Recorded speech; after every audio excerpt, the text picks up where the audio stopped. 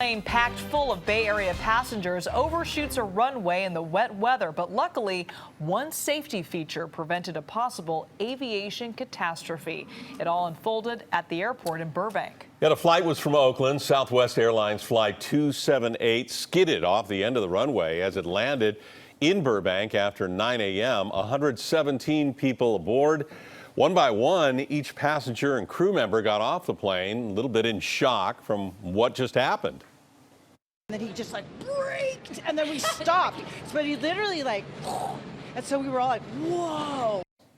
Another passenger says the chaos didn't really sink in until something started splattering onto the windows. Mud was hitting the windows, so that's when I started thinking, well, we do have a problem here. We must no longer be on the runway. Yeah, the aircraft came to a stop after running through a crushable material that is designed to halt aircraft in these kinds of situations.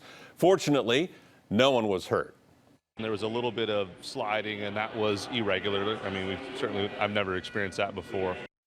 Well, had it not been for the runway safety feature, this story could have had a much different ending. KPIX5's Devin Fehely is live at SFO with a closer look on how that crushable material actually works. Devin?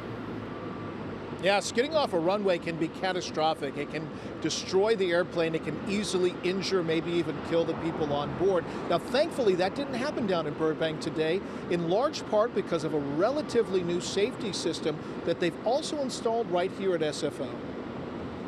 It's called Engineered Materials Arresting System, a fancy name for an airport safety system that might just save your life if your plane has overshot the runway and is skidding towards certain disaster. It's one of these safety systems you hope you never have to use, but as we saw in Burbank today, it can really make a big difference.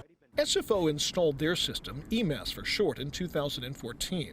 It's made up of thousands of concrete tiles designed to collapse under the plane's weight, cushioning its impact and gradually slowing it down. It's essentially a bed of crushable concrete. A good analogy is it's like a runaway truck ramp for aircraft.